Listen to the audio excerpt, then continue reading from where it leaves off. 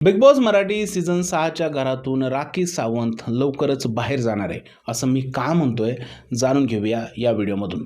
तर काय झालंय, मागच्या आठवड्यापासून राखी सावंत जरा वेगळीच वागायला लागली आहे. कालच्या एपिसोडमध्ये तर तिने गरम गरम भाजीच कचऱ्यामध्ये टाकून दिली. तर राकेश बापट आणि रेवाला एकत्र पाहून वेगळाच ड्रामा केला. त्यानंतर सगळीकडे हीच चर्चा सुरू आहे की राखीला आता घराच्या बाहेर जायचे म्हणून राखी अशा प्रकारे वागत आहे.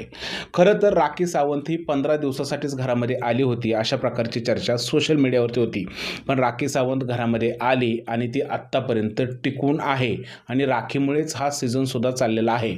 पण राखीचं काय झालं आहे की दरवेळेस बिग बॉसच्या घरात यायचं, अशी तोडफोड करायची, भांडी आपटायची, एखाद्याच्या अंगावरती पाणी टाकायचं, कचरा टाकायचा, नाहीतर जेवणच वेस्ट करायचं. हा तिचा पॅटर्न जुना आहे. तोच पॅटर्न बघून प्रेक्षकसुद्धा कंटाळलेत आणि पॅटर्न करून राखीसुद्धा कंटाळलेली आहे.